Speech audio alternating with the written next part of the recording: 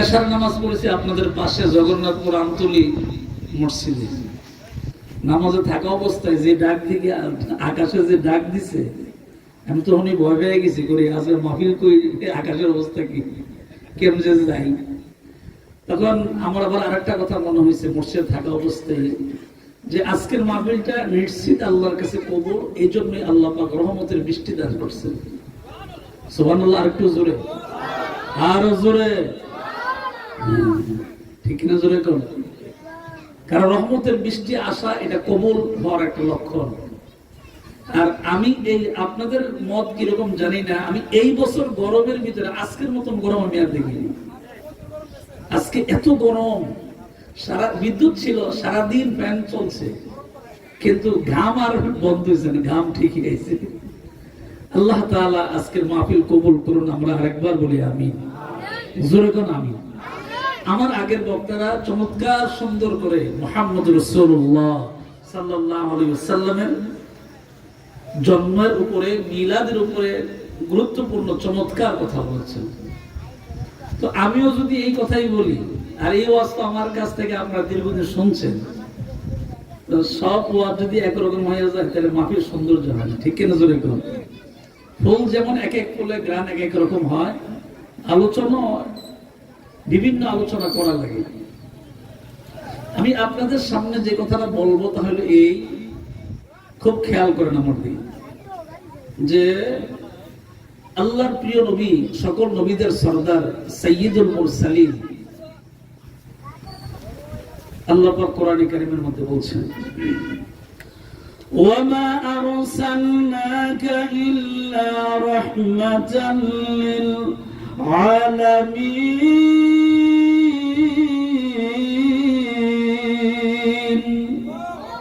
জবানটা খুলে না, আল্লাহু আকবার। আপনি আয়াতের দিকে লক্ষ্য করেন, খুব খেয়াল করেন, লক্ষ্য করেন। আল্লাহ তাআলা কোরআনে কারীম জিবরাইল আলাইহিস সালামের মারফতে ওহীর মাধ্যমে নবীজির কাছে পাঠাইছেন। কোরআন শরীফ আপনি খুললেই প্রথমেই দেখতে পারবেন যে আল্লাহ তার নিজের ব্যাপারে বলছেন। জোরে কোন, আল্লাহ কার ব্যাপারে বলছেন? নিজের ব্যাপারে। কি বলছেন? আলহামদুলিল্লাহি রাব্বিল আলামিন।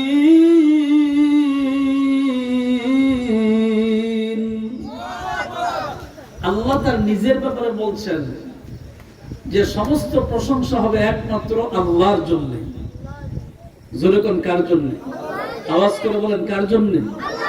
প্রত্যেকটা নামাজে, শুধুমাত্র জানাজার নামাজ ছাড়া বাকি প্রত্যেকটা নামাজে এই আয়াত, এই সূরা পড়া লাগে, ঠিক কিনা? জোরে করে, ঠিক না? পড়া লাগে। তো আল্লাহ তাআলা কোরআনে কারীমের সর্বপ্রথম আল্লাহ তার নিজের কথা বলছেন এই জন্য যে উনি না বললে তো আমরা বুঝবো না, ঠিক কিনা? জোরে করে। তো আমরা যাতে সহজে বুঝি, আমরা যাতে সহজে আল্লাহর প্রশংসা করতে পারি, এই জন্য আল্লাহ শুরুতেই বলছেন তোমরা সমস্ত প্রশংসা করবে একমাত্র কার জন্য? আরো জোরে কোন, কার জন্য? আল্লাহর জন্য। ঠিক তদ্রূপ ভাবে যেহেতু আল্লাহ পাক বলছেন রব্বিল আলামিন, সমস্ত জগতের রব, প্রতিপালক সমস্ত জগতের, এই আয়াতের শেষ দিকে লক্ষ্য করলে, আর ওমা আরসালনাকা ইল্লা রাহমাতাল লিল আলামিন, ওই আয়াতের দিকে লক্ষ্য করলে বোঝা যায় যে আল্লাহ যেমন সমস্ত জগতের রব, ঠিক তদ্রূপ নবীজির ব্যাপারে যে আয়াত আল্লাহ তাআলা কোরআনে কারীমে অসংখ্য আয়াতের ভিতরে এই আয়াতটা বলছেন, এই আয়াতের শেষ দিকে লক্ষ্য করলে দেখা যায় আল্লাহ যেমন সমস্ত জগতের রব, নবীও সমস্ত জগতের রহমত। সুবহানাল্লাহ। তো আস্তে বলো তো, আরো জোরে কর। তাইলে আল্লাহ নিজে হলেন সমস্ত জগতের রব। আসমান জমিন, লৌহ কলম, শরীয়ত এবং মারফত, মানে প্রকাশ্যে এবং গোপনে, আপনি যা দেখছেন যা দেখেন না, সমস্ত সৃষ্টি জগৎ যেমন সবকিছু আল্লাহ হলেন সমস্ত কিছু রব, ঠিক তদ্রূপ সমস্ত কিছু রহমত। ওমা আরসালনাকা ইল্লা রাহমাতাল লিল আলামিন। তাহলে আল্লাহ যে বললেন যে আমি হইলাম সমস্ত জগতের রব। আবার আল্লাহ যে নিজের কথার পরে আবার কোরআনে কারীমের আরেক জায়গায় বললেন যে আমার নবী সমস্ত জগতের রহমত, রাহমাতাল লিল আলামিন। তাইলে আমার ওয়াজের দরকার নাই, আহসানুল্লাহ নাসরি সাহেবের ওয়াজের দরকার নাই। এখানে স্পষ্ট বক্তব্য, আল্লাহ যে জায়গায় নবীর ব্যাপারে ওয়াজ করছেন এই জায়গায় অন্য কোনো বক্তার বক্তব্যের কোনো প্রয়োজন নাই, আল্লাহর নিজের ওয়াজই যথেষ্ট। কথা বলেন ঠিক কিনা জোরে কোন? আল্লাহ তার নিজের ওয়াজই আমাদের জন্য বোঝার জন্য যথেষ্ট। এখানে আর কোনো দলিলের দরকার নেই।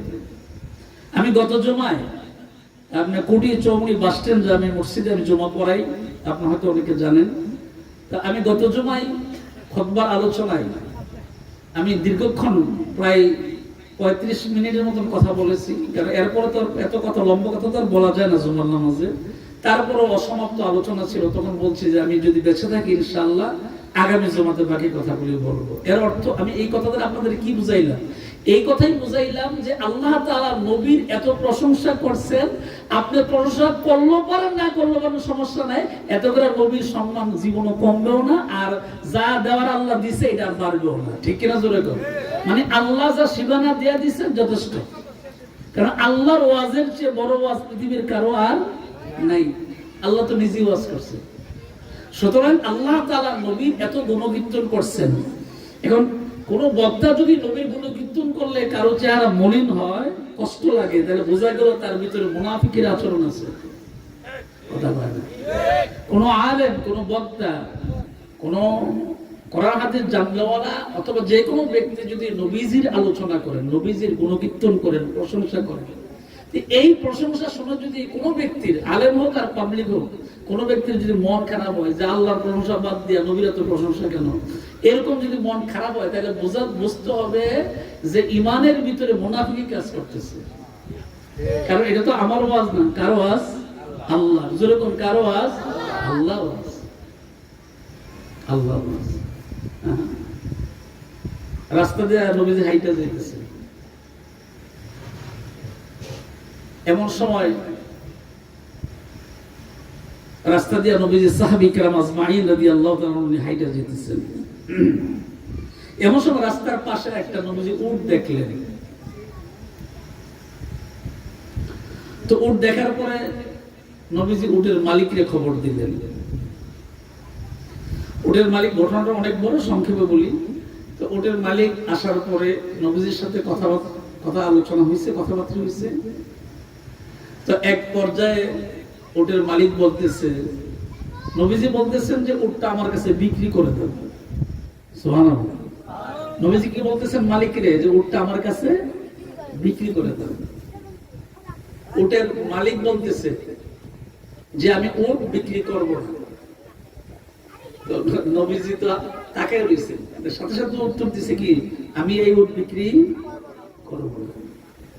নবীজি তাকে আছেন, সেও দেরি করে নাই, সাথে সাথে বলছে যে নবীজি আপনার কাছে আমি উট বিক্রি করব না, আমি উটটা আপনাকে হাদিয়া দিয়ে দিব। আর জোরে কোন সুবহানাল্লাহ। আল্লাহর নবী ডাক দেন উটের মালিক রে, মালিক, তার চেহারা দেখে আমি বুঝতে পারলাম রে মালিক, আমার কাছে তোমার উট বিক্রি করতে হবে না, হাদিয়াও দেওয়া লাগবে না। উটের চেহারা দেখে বুঝতে পারছি রে মালিক, এই উটটা তোমার বাড়িতে যতদিন ছিল খিদায় খুব কষ্ট পায়, যে উপযুক্ত খানা পায় নাই, আমার কাছে হাদিয়া দেওয়া লাগবে না, বাড়িতে নিয়ে সুন্দর করে উটের খানা যথা সময়ে খাদ্য খাওয়াইয়া দিও। আরো জোরে কোন, আরো জোরে। তাকে দেয়া উট নবীর সঙ্গে কথা বলছে, তাকে দেয়া উট নবীর সঙ্গে কথা বলছে। পৃথিবীর এই চিত্র মানুষের সামনে যখন তুলে ধরা হয়, তখন স্বাভাবিকই বোঝা যায়। রাস্তার পাশে উট, নবীজি সাহাবী কেরাম আজমাইন রাদিয়াল্লাহু তাআলা নিয়ে যাচ্ছেন, আর এমন সময় দেখতে পেলেন উটের এই অবস্থা। আবার উট নবীর সঙ্গে কথাও বললেন। মুহাম্মদুর রাসূলুল্লাহ সাল্লাল্লাহু আলাইহি ওয়াসাল্লাম এর সম্মান, ইজ্জত পৃথিবীর কেউ দেয় নাই, স্বয়ং যিনি বানাইছেন উনি। আরো সহজ কথা হলো, খুব খেয়াল করবেন, আরো সহজ কথা হলো এই যে আপনি নবীজির প্রশংসা গুণকীর্তন করতে করতে গোটা জীবন যদি আপনার শেষ হয়ে যায়, আপনি নবীজির গুণকীর্তন শেষ করতে পারবেন। আপনার জীবন শেষ হবে কিন্তু নবীর প্রশংসা করা শেষ হবে না। কারণ কি? এর কারণ হলো আল্লাহ পাক বলছেন কারণটা কি? কারণটা হলো যে আল্লাহ তাআলা একমাত্র রব, উনি খালেক। খালেক শব্দের অর্থ কি? সৃষ্টিকর্তা। খালেক শব্দের অর্থ কি? এই জন্য পৃথিবীর কোন মানুষের নাম যদি খালেক হয় তাহলে শুধু খালেক ডাকা যাবে না, তাকে ডাকতে হবে আব্দুল খালেক, সৃষ্টিকর্তার বান্দা।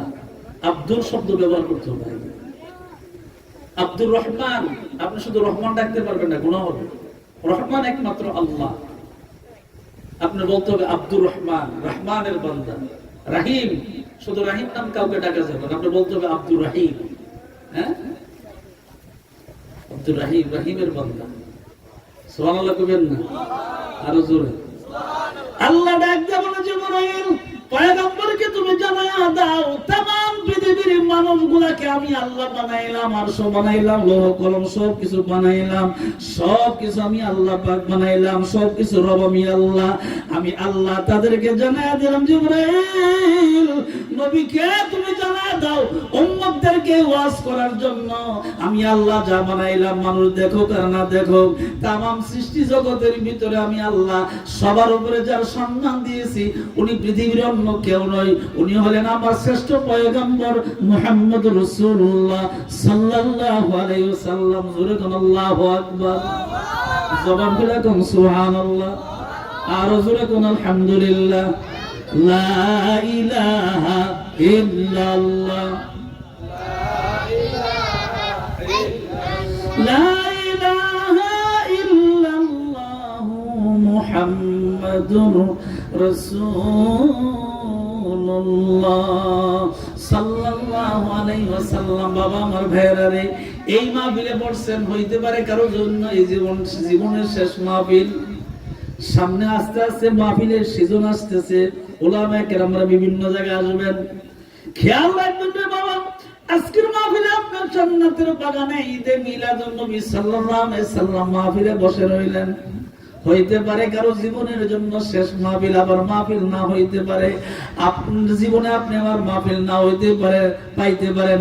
আজকের মাহফিলটা যদি আপনার জীবনের জন্য শেষ মাহফিল হয়ে যায়, কবরের ভিতরে যখন আপনি চলে যাবেন, খেয়াল করেন, খুব খেয়াল করেন। গত মঙ্গলবার সকালবেলা আমি ব্রাহ্মণবাড়ি, আমার শ্বশুর বাড়ি, আপন শ্বশুর এবং শাশুড়ি আমার দুনিয়ায় নেয় কবর জিয়ারত করার জন্য ফজর নামাজ পড়ে গেলাম। খুব খেয়াল করেন, ফজর নামাজ পড়ার পরে কবর জিয়ারত করার জন্য গেলাম। আমার সন্তান ও বড় সন্তানটা ওইখানে ওই কবরস্থানে শুয়ে আছে, তাদের কবর জিয়ারত করার জন্য গেলাম।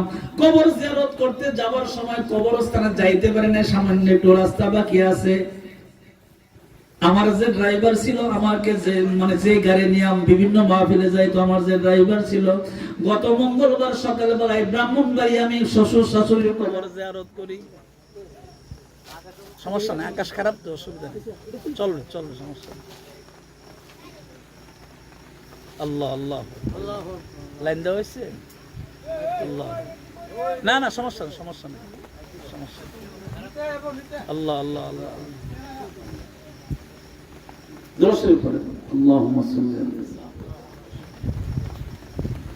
বাবা আমার ভাইরা, যে কথাটা বলতেছিলাম, কবরস্থানে যাইতে পারি নাই। আমার ড্রাইভারের আম্মা ফোন করে বলছে যে আমার ছেলের অবস্থা খুব খারাপ। ও কি হয়েছে? অল্প বয়সে, একেবারে অল্প বয়স। আমার ড্রাইভারের বয়স একেবারে অল্প বয়স ছিল, শুধুমাত্র বিবাহ করছে। বিবাহ করার পর আল্লাহ পাক তাকে 2টা সন্তান দান করছেন, অল্প বয়সের মানুষ। হঠাৎ করে ফোন গেল, তার বুকের ভিতরে ব্যথা। কিছুক্ষণ পর আবার ফোন গেল যে অবস্থা খারাপ, কুমিল্লা নিয়ে গেছে অ্যাম্বুলেন্স নিয়ে। আবার সামান্য 20 থেকে 25 মিনিট পরে ফোন গেল, হুজুর আপনার ড্রাইভার দুনিয়াতে নাই, দুনিয়া থেকে বিদায় হয়ে গেছে। ইন্না লিল্লাহি ওয়া ইন্না ইলাইহি রাজিউন। আপনি কল্পনা করতে পারছেন? 2 ঘন্টা হয় নাই, 2 ঘন্টার ভিতরেই তার ব্যথা উঠছে। এই ব্যথার ভিতরে সে দুনিয়া থেকে বিদায় হয়ে গেছে, অল্প দিনে, অল্প বয়সে। শুধুমাত্র তার 2টা মেয়ে জন্ম হয়েছে আর আরেকটা সন্তান জন্ম, বয়স একবারে কম। দেশের বিভিন্ন জায়গায় আমাকে নিয়ে গাড়ি নিয়ে আমাকে নিয়ে যাইতো মাহফিলে। আজকে আমার ড্রাইভার কবরস্থানে শুয়ে রয়েছে আর আমি ওয়াজ করতেছি।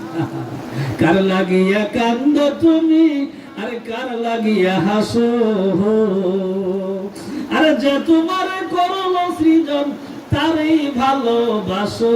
কার লাগিয়া কান্দ তুমি, কার লাগিয়া হাসো।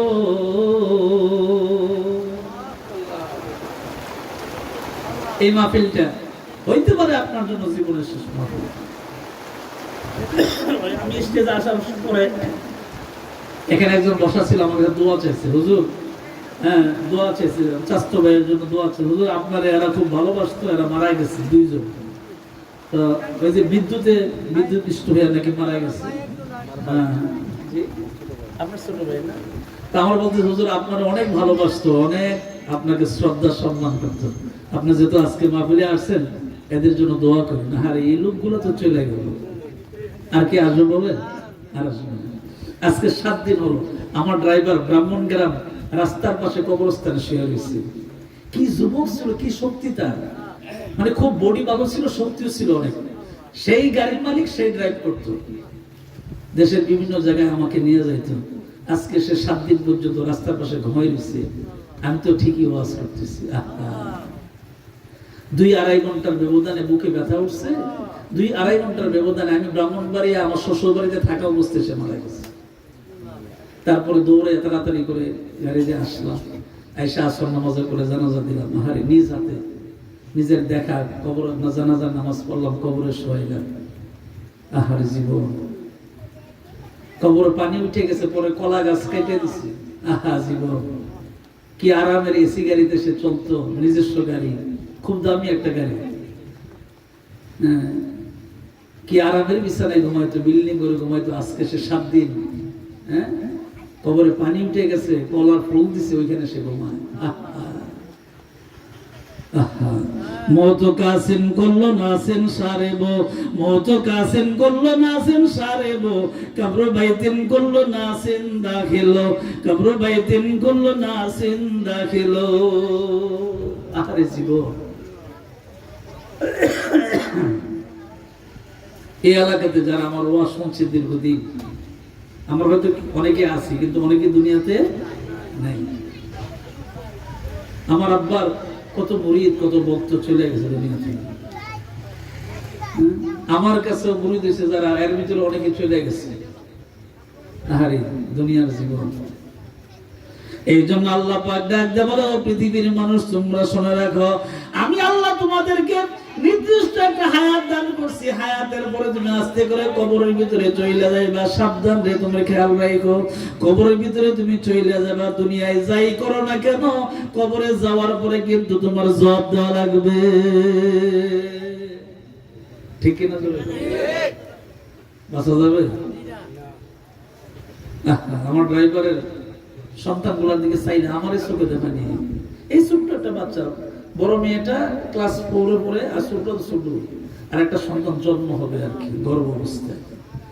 আমি চিন্তা করলাম, আহারে সে তো চলে গেল, ওই সন্তানটা দুনিয়া আসলে তার বাবা দেখবে না। এই তো জীবন, এই দুনিয়ার জন্য আপনি আমি কত পেরেশান, কত কিছু করি। আবার অনেকে আছে মানুষের সম্পদ মেরে খায় এই দুনিয়ার লেগে। দুনিয়া মুসাফির খানা, কবর আখের ঠিকানা। দুনিয়া মুসাফির খানা, কবর আখের ঠিকানা। কোই আগে রওনা হাই, কোই পাছে রওনা, কোই আগে রওনা হাই, কোই পাছে রওনা। জিন্দেগানি মেঘের পানি, যাচ্ছে চলে যমুনা। টাকা করি সোনার বাড়ি, রইবে পরে দুনিয়া। টাকা করি সোনার বাড়ি, রইবে পরে দুনিয়া।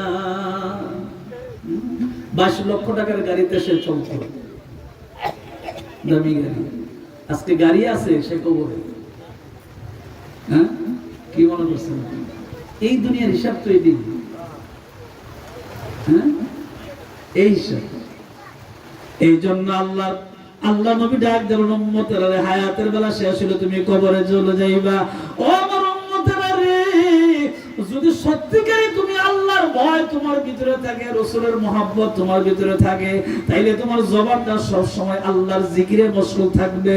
আল্লাহ আল্লাহ क्या मुबारक नाम है, अल्लाह अल्लाह क्या मुबारक नाम है, अल्लाह अल्लाह आशिकों का काम है, अल्लाह अल्लाह आशिकों का काम है। সত্যিকারে যদি তুমি আল্লাহ ওয়ালা হও, আল্লাহর ভয় তোমার ভিতরে কাজ করে, রাসূলের মহব্বত তোমার ভিতরে কাজ করে, তুমি যতক্ষণ পর্যন্ত সজাগ থাকবে ততক্ষণ পর্যন্ত তোমার জবানে আল্লাহর জিকির থাকবে। আর যখন তুমি আশার নামাজ পড়ে আল্লাহুম্মা বিসমিকা আমুতু ওয়া আহইয়া বিছানায় ঘুমায় যাইবা, যদি তোমার অন্তরে চক্ষু খোলা থাকে, আল্লাহ যদি তোমার আমলগুলো কবুল করে, তাহলে ঘুমন্ত অবস্থায় তোমার জিকির, তোমার জবানে আল্লাহর জিকির চালু থাকবে।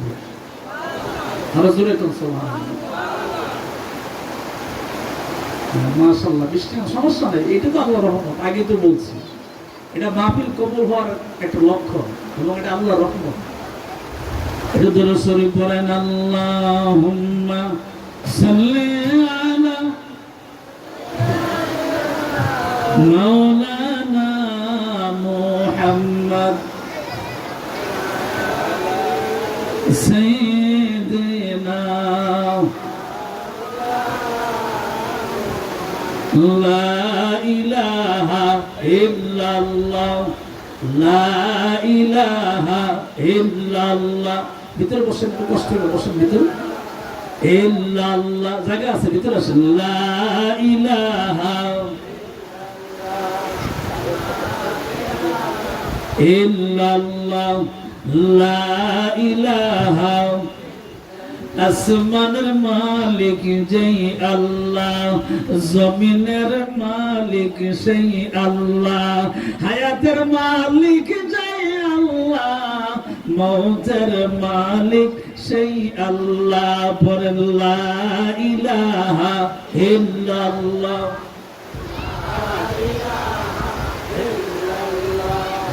লা ইলাহা। আসমান জমিন গায়রুল্লাহ, চন্দ্র সূর্য গায়রুল্লাহ, শুধু তুমি মাবুদ এক আল্লাহ। লা ইলাহা ইল্লাল্লাহ, লা ইলাহা।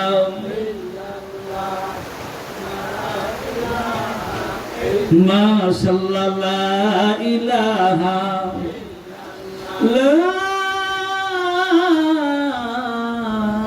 ইলাহা ইল্লাল্লাহ মুহাম্মাদুর রাসূলুল্লাহ সাল্লাল্লাহু আলাইহি ওয়াসাল্লাম। জোরে কোন আমিন, জবান খুলে কোন আমিন। খারাপ লাগতেছে, কষ্ট হয়, এই বৃষ্টি আসার যে কত রহমত। আজকে দুপুর করে না খবর হয়েছে রোদ কারে করে, ঠিক না? জোরে সারা দিন এশার নামাজ পর্যন্ত এত গরম, যাক এশারের সময় বৃষ্টি আসার কারণে এখনো বৃষ্টি পড়তেছে, আলহামদুলিল্লাহ। ওই যে ঘরের ভিতরে বসা অবস্থায় আমাদের প্রধান আকর্ষণ আহসানুল্লাহ নেসারি সাহেব বলছেন যে আরে বৃষ্টি কোনো সমস্যা না, কত বৃষ্টিতে ওয়াজ করছি। হুজুরের কথাটা আমার কাছে খুব ভালো লাগছে। আমরাও আমাদের জীবনে বহু বৃষ্টি ভিজে ওয়াজ করছি, এটা আল্লাহর রহমত, ঠিক কিনা? জোরে কোন, এটা আল্লাহর রহমত। তানাগারিয়া তিবলে কাইজুন সাদলাবান, তানাগারিয়া তিবলে কাইজুন সাদলাবান, গারনা নালা তাবরুকাই খান আসমান। আসমান থেকে রহমতের বৃষ্টি পড়ে, এটা জমিনের জন্য আল্লাহর পক্ষ থেকে রহমত। আরো জোরে কোন সুবহানাল্লাহ। যে আগুন জ্বলছে আজ দিনের বেলা গরমে, এখন তো মোটামুটি ওয়াজের পরে আখিরে মনে হয় বাড়ি থেকে একটু আরামে ঘুমাইতে পারবে, ঠিক আছে? জোরে কোন আলহামদুলিল্লাহ। আরো জোরে কোন। বাবা আমার ভাইয়েরা, আমি আপনাদের সামনে দীর্ঘক্ষণ কথা বলবো না, যেহেতু হুজুর চলে আসবেন। অল্প কথার ভিতরে আমি আপনাদেরকে বুঝাইতে চাই, আজকে দীর্ঘদিন পর্যন্ত আপনাদের সামনে আপনাদের এলাকায় আসা যাওয়া করি না। আপনাদের এলাকা আর আমার এলাকা একই এলাকা, আপনারা আমার মানুষ, আমি আপনাদের মানুষ। আমি ওই কথাটাই বুঝাইতে চাই, এমন একটা সময় আসতে পারে মুখলেসুর রহমান মান্নানী দুনিয়ায় থাকবে না, কণ্ঠের আওয়াজ আর হবে না, মাইকের সামনে আসবে না, মাহফিল আর আসতে পারবে না। হয়তোবা আমার আব্বার মতন আমি কোনো এক সময় কবরের ভিতরে চলে যাব। আপনাদের কাছে আমার অনুরোধ, জীবনের শেষ মাহফিল মনে করে আল্লাহর কাছে বেশি বেশি করে ক্ষমা চাইবেন, তওবা করবেন। আল্লাহ, জীবনে অনেক ভুল করেছি, আল্লাহ তুমি যদি ক্ষমা না করে দাও গো আল্লাহ, আমরা কার কাছে যাব? যাওয়ার মতন তো আমাদের আর কোনো রব নাই। আছে নাকি? কথা বলেন, আছে? আমাদের আর তো কোনো রব নাই। কোথায় যাব? কোথায় যাব? এই জন্য ফাঁকেদার একটা কথা স্মরণ করায় দেই, খেয়াল রাখবেন আমাদের কোনো আর দ্বিতীয় রব নাই। এই জন্য আমাদের পক্ষ থেকে সাজদা পাওয়ার অধিকার দ্বিতীয় আর আল্লাহ ছাড়া কেউ নাই। ঠিক কিনা জোরে কর? কোনো মাজারে সাজদা দেওয়া যাবে? কোন পীরের সামনে? এই বন্ডটি আমাদের সুন্নি জামাতের ক্ষতি করছে বেশি। ঠিক কিনা জোরে কর? সুন্নি জামাত এত কলঙ্কিত হইতো না, শুধুমাত্র এই কিছু বন্ডদের কারণে আমাদেরকে তারা গালি দিতে সুযোগ পাইছে। হ্যাঁ, নাচানাচি, ভালাবালি, সেজদা পাইছি। আল্লাহ আল্লাহ আল্লাহ হেদায়েত দান করুন, বলেন আমিন। শুধু স্পষ্ট বক্তব্য, খাঁটি আহলে সুন্নাত ওয়াল জামাতের কাজ হইল নবীর আদর্শ যেখানে আমরা আছি, ঠিক কিনা জোরে কোন? নবী যেইভাবে আমাদেরকে চলার জন্য বলে গেছেন, সুন্নতের আমল করার জন্য বলে গেছেন, আমরা ঠিক ওইভাবে চলবো। আমরা একজন আদর্শবান, একজন নেককার উলামায়ে কেরাম, একজন পীর মাশায়েখ বুজুর্গানে দিন, তাদেরকে অবশ্যই সম্মান করব, কিন্তু সম্মানের কথা এইরকম না যে তাকে সাজদা করব। ঠিক কিনা জোরে কর? সাজদা হবে একমাত্র আল্লাহর জন্য। জোরে কর, কার জন্য? জোরে কর, কার জন্য? একমাত্র নামাজে আপনি আল্লাহকে সাজদা দিবেন। লাভটা কি? লাভটা কি শুনেন। আল্লাহ নিজে খুশি হয়ে একটা কথা আমাদেরকে বলছেন। আল্লাহ পাক বলেন, জিবরাইল আমার পয়গম্বরকে তুমি বলিয়া দাও, ও জিবরাইল, আমার কোন বান্দা বান্দি যখন নামাজের ভিতরে সাজদা আমাকে দেয়, যখন সুবহান রাব্বিয়াল আলা জবান দিয়ে বলে, আমি আল্লাহ আমার নিজ কুদরত দিয়ে পাওটা বান্দার সাজদার ভিতরে নিয়ে হাজির করে দে। আল্লাহু আকবার। আপনি খেয়াল করেন, কথাটা কিন্তু ছোট না, অনেক দামি কথা।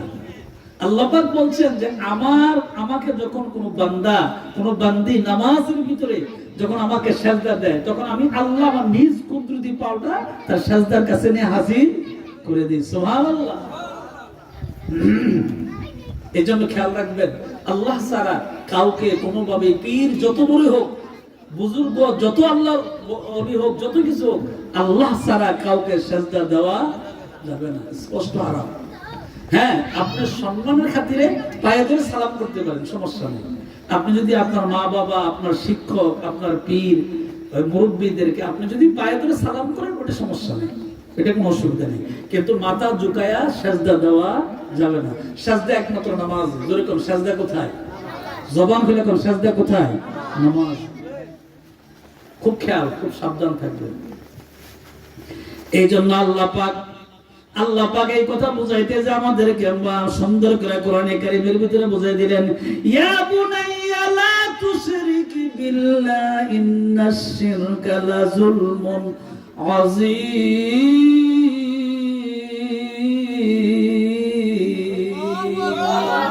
কলিজার টুকরা লোকমান আলাইহিস সালাম না সন্তানকে বলেন, ইয়া বুনাইয়া, ও আমার কলিজার টুকরা, লা তুশরিক বিল্লাহ, আল্লাহর সঙ্গে কোনোদিন শরীক করবে না। ইন্নাশ শিরকা, নিশ্চয়ই শিরক, লা যুলমুন আযীম, শিরক গুনাহ মারাত্মক এবং ভয়াবহ। এই গুনাহ আল্লাহ পাক তওবা ছাড়া কখনো maaf করবে না। খাঁটি তওবা ছাড়া শিরকের গুনাহ maaf হবে না। খুব সাবধান, খুব সাবধান। বাবা আমার ভাইয়েরা রে, আমি যে কথাটা শেষ করতেছিলাম তা হইলে আল্লাহ পাক বলেন, বান্দা শোনো, দুনিয়ার হায়াতের উপরে মৃত্যুর দিকে যখন তুমি চলে যাবে, এই মৃত্যুটা তোমার জানা নাই। আমার ড্রাইভার জানতো না অল্প বয়সে সকালবেলায় বুকে ব্যথা ওঠার সাথে সাথে মারা যাবে, জোরে কোন জানতো নাকি? জানলে তো 22 লক্ষ টাকার গাড়িটা বিক্রি করে যাইতো। জানলে তো হিসাব কিতাব দিয়া বউর কাছে সবকিছু বোঝায় যেত। ঠিক কিনা জোরে বলেন? তাইলে তার মৃত্যু জানা নাই, এই জন্য তার দুনিয়াতে যা ছিল সবকিছু বিবিকে বোঝায় যেতে পারে নাই, কারণ সে তো জানে না তার এত শক্তি, এত যুবক, তকবকে যুবক, এত শক্তির একটা মানুষ এইভাবে চলে যাবে, সে জানতো না। আল্লাহ পাক ডাক দেখো, জিবরাইল আমার বন্ধুকে তুমি জানায় দাও, উম্মতদেরকে বলে দেওয়ার জন্য, হায়াতের মালিক আমি আল্লাহ, মওতের মালিকও আমি আল্লাহ। পৃথিবীর কোন আমার বান্দা বান্দি মওতের সময় জানবে না আমি আল্লাহ না জানাইলে। এই জন্য বান্দা বান্দিকে 24টা ঘন্টা আখিরাত মানে কবরের চিন্তা, আখিরাতের চিন্তা, পরকালের চিন্তার ভিতরে তাদেরকে বিভোর থাকতে বলবেন এবং তাদেরকে কবরের চিন্তা করে নেক আমল করতে তাদেরকে বলবেন। যদি নেক আমল নিয়ে কবরে যায়, আমার বান্দা বান্দি আমার হাবিবের উম্মত কবরে আসতে দেরি হবে, আমি আল্লাহ পাক কবরটা জান্নাতের বাগান বানাইতে দেরি হবে না। আরো জোরে কর, নেক আমলের দরকার আছে নি? কথা কোন দরকার আছে নি? নেক আমলের, নেক আমলের দরকার।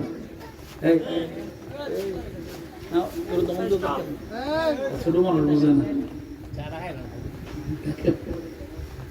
এই জন্য নেক আমলের দরকার। আবার অনুরোধ করি, মওতের সময় আপনি কেউ জানেন না, আমিও জানি না। আমরা পৃথিবীতে কোনো মানুষ আমাদের মওতের সময় জানা নেই। এই জন্য একজন মুসলিম হিসাবে, আমরা তো অমুসলমান না, আমরা ইমানদার মুসলমান, একজন মুসলিম হিসাবে আমার সব সময় মরণের চিন্তা থাকা দরকার, ঠিক কিনা জোরে কর, যে কোন সময় আমার মরণ চলে আসে। এই জন্য আল্লাহ ওয়ালা যারা, আল্লাহর ওলি যারা, তাদের কাছে গেলে দেখবেন তারা যারা খাঁটি আল্লাহর ওলি, তাদের কাছে যখনই যাবেন তখনই দেখবেন আপনাকে তালিম দিবে, ঠিক নেই? আপনাকে তালিম দিবে, বলবে এই আমল করো, এইভাবে করো, এইভাবে দুরূদ পড়ো, এইভাবে জিকির করো, এইভাবে নবীর সুন্নাত গুলো আমল করো, এইভাবে নামাজগুলো পড়ো। আর যারা বন্ড, এরা নিজে তো নামাজ পড়ে না, আপনার কোনো ক্ষমতা, ঠিক কিনা চলে করো, নিজেই তো নামাজ পড়ে না। হ্যাঁ, কি জবাব দিব মৃত্যুর পরে? নিজেই নামাজ পড়ে না, অবশ্য পীর সাহেব যে বই রয়েছে, নিজেই নামাজ পড়ে না, হ্যাঁ হুজুর সাহেব যে বই রয়েছে।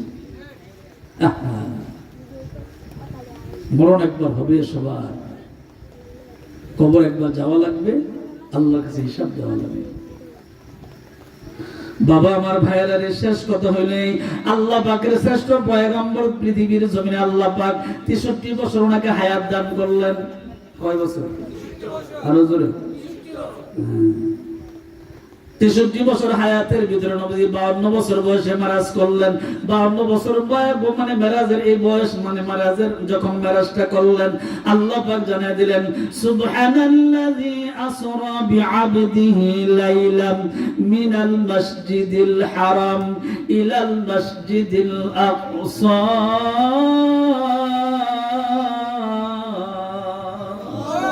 জবান খুলে আল্লাহু আকবার, আরো জোরে আল্লাহু আকবার। নবীজির দুনিয়ার হায়াত ছিল, মানুষের চোখের দেখা ছিল 63 বছর। নারে তাকবীর, নারে তাকবীর, নারে রিসালাত। প্রধান আকর্ষণের আগমন, মুফতি আহসানুল্লাহ নাসারি সাহেবের আগমন। নারে তাকবীর, নারে রিসালাত।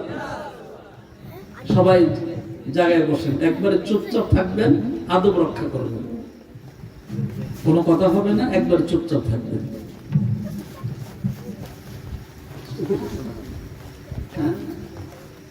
একবার চুপ থাকবেন। সকলের জন্য দোয়া করি আমি, বিশেষ করে শহীদুল্লাহ সাহেবের আব্বা, আপনাদের খুব কাছের মানুষ, মাওলানা আব্দুল সাত্তার সাহেব, উনি অসুস্থ অবস্থায় মোটামুটি অনেকদিন, ঠিক না? আমরা আন্তরিকভাবে দোয়া করি আল্লাহ তার গোলামকে পরিপূর্ণ সুস্থ দান করুন। বলেন আমিন। আমি আর কথা বলবো না, এটা আমার অভ্যাস নাই যে কোনো আলেম স্টেজে আসলে কথা বলা, এটা আমার জীবনে এরকম করি না, অভ্যাস নাই। শুধুমাত্র আপনাদের একটা দাওয়াত দিয়ে মেক ছেড়ে দিই। দাওয়াত হলো আগামী 21শে ডিসেম্বর। কত ডিসেম্বর? আগামী 21শে ডিসেম্বর 2025 রোজ রবিবার আব্বাজানের 65তম ইসালের সওয়াব মাহফিল। আব্বাজানের 65তম ইসালের সওয়াব মাহফিল আগামী 21শে ডিসেম্বর 2025 রোজ রবিবার চণ্ডীদার মান্নানিয়া দরবার শরীফ আব্বাজানের মাহফিলে আপনাদের সকলের দাওয়াত। ওলামায়ে কেরাম অনেকে আসবেন, তার ভিতরে বর্তমান সোনাকান্দা দারুল হুদা দরবার শরীফের বর্তমান যিনি পীর সাহেব আছেন আল্লামা হযরত মাওলানা মাহমুদুর রহমান পীর সাহেব, সহজ কথা বর্তমান সোনাকান্দা পীর সাহেব যিনি, উনি ইনশাআল্লাহ আগামী 21শে ডিসেম্বর আমার বাড়িতে আসবেন। আলহামদুলিল্লাহ বলবেন না? হুজুরের তালিম তো আমরা শুনি, সদর শরীফ করে শুনি না? সদর শরীফ মাহফিলে কিন্তু হুজুরে সোনাগন্ধা পিসা হুজুর মাগরিব থেকে তালিম দেন প্রায় 9টা সাড়ে 9টা পর্যন্ত। হুজুরের দরবারে তো দেয় সারা বাংলাদেশে বিভিন্ন জায়গায় হুজুরে ওয়াজ মাহফিল করে তালিম দিয়ে থাকে। তা আল্লাহওয়ালা মানুষ, আল্লাহ ওলি মানুষ। আমি অনেক চিন্তা ভাবনা করে দেখছি, জীবনে অনেক বক্তা দাওয়াত দিয়েছি, এবার বিশ্বাস দাওয়াত দিয়ে দিই। এই জন্য আল্লাহর ওলির দাওয়াত দিছি, কারণ ওনাদের কদমে এলাকার উপর আল্লাহ রহমত পড়বে, ঠিক কিনা জোরে কর। এই জন্য সোনাকান্দার পিসা হুজুরকে আমি অনেক কষ্ট করে দাওয়াত দিছি, এবং আমার অনেক আসা যাওয়া হয়, যোগাযোগ আছে হুজুরের সাথে, এবং আমি দরবারে কিছুদিন পরে পরই যাই। তা ইনশাআল্লাহ আপনাদের দাওয়াত রইল। আমাদের মাহফিলের প্রধান আকর্ষণ মুফতি আহসানুল্লাহ নিসারী সাহেবের কাছে দোয়া চেয়ে, আপনাদের কাছে দোয়া চেয়ে বিদায় নিচ্ছি। দোয়া চাই, আবারও দেখা হবে ইনশাআল্লাহ বেঁচে থাকলে। আসসালামু আলাইকুম ওয়া রাহমাতুল্লাহি তাআলা।